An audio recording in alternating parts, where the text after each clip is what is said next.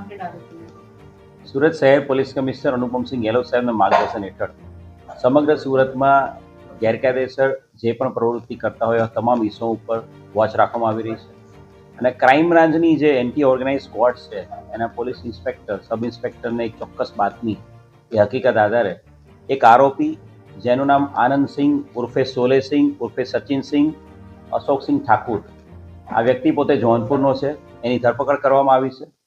આનંદસિંહના કબજામાંથી 2 pistol અને 6 જીવતા round મળેલા છે. આનંદસિંહની વધુ પૂછપરછ કરતા આ આનંદસિંહ એ જોનપુરની સોલે ગેંગનો મુખ્ય આરોપી છે. આ સોલે ગેંગ આ આનંદસિંહે બનાવેલી છે. આનંદસિંહ એ પોતે પોતાનું નામ પણ આનંદસિંહ ઉર્ફે સોલેસિંહ તરીકે ઓળખાવે છે અને આ સોલેસિંહ જે છે આનંદસિંહ એ અલગ અલગ 5 જેટલા ગુનાઓમાં ઉત્તર પ્રદેશના જોનપુરમાં અને ઉત્તર પ્રદેશના જોનપુરની સાથે સાથે જે પ્રતાપગઢ છે એ પ્રતાપગઢ જિલ્લામાં પણ વોન્ટેડ છે. આ સોલેસિંહ છે એ ઉત્તર પ્રદેશના જોનપુર વિસ્તારનો સૌથી મોટો બાહુબલી બનવા માટેનો પ્રયત્ન છેલ્લા 10 વર્ષથી કરી રહ્યો છે અને એ અનુસંધાને એણે ઉત્તર પ્રદેશના જોનપુર અને પ્રતાપગઢ વિસ્તારમાં પોતાના અલગ અલગ માણસો ઊભા કરેલા છે અને આનંદસિંહે પોતાની સાથે વેપન રાખીને આખા જોનપુરના આખા પટ્ટામાં અલગ અલગ જે મોટા મોટા વેપારીઓ છે, બિલ્ડરો છે, મોટા જે પ્રતિષ્ઠિત વ્યક્તિઓ છે એને ટાર્ગેટ કરાવતો હતો અને એ પોતે એને ધમકી આપતો હતો અને પૈસા માંગતો હતો અને ધમકી અને પૈસા માંગ્યા બાદ જો પૈસા ના આપવામાં આવે તો એની ઉપર ગોળીબાર કરાવતો હતો.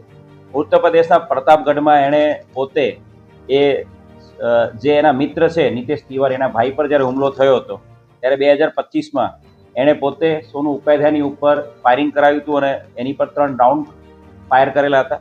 સાથે સાથે જોનપુર બદલાપુરમાં પણ સેન્ટ ઝેવિયર સ્કૂલના પ્રિન્સિપલ જોસેફ એની ઉપર 3 મહિનાની અંદર 2 વખત એણે હુમલો કરાવ્યો હતો. બંને વખત એના સ્કૂલની બહાર એ પ્રિન્સિપલની ઉપર એણે ફાયરિંગ કરાવેલા હતા. એ જ રીતે બદલાપુરમાં પણ એણે એક ડૉક્ટર પાસે પૈસાની માંગણી કરી હતી અને પૈસાની માંગણી બાબતે એને ડરાવવા માટે એના ડૉક્ટર ઉપર પણ 5 રાઉન્ડ ફાયરિંગ કર્યું હતું.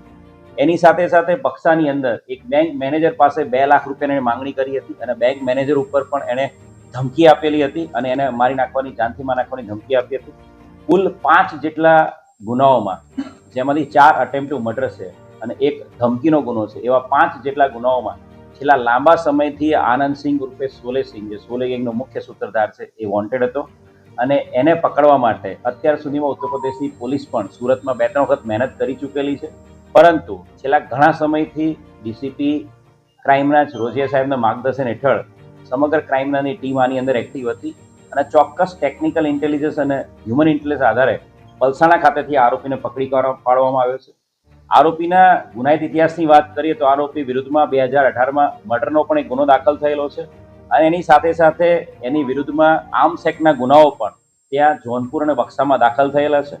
ખૂબ મોટી સફળતા ઉત્તર પ્રદેશ જોનપુરના આ સોલે ગેંગના મુખ્ય સૂત્રધાર આનંદસિંહને પકડવામાં ક્રાઇમ બ્રાન્ચને મળી છે અને સુરત શહેરની અંદર કોઈ પણ પ્રકારના ક્રાઇમને અંજામ આપે એ પહેલાં ચોક્કસ ઇન્ટેલિજન્સ અને ટેકનિકલ ઇન્ટેલિજન્સ આધારે આ આરોપી પકડી પાડવામાં આવે છે.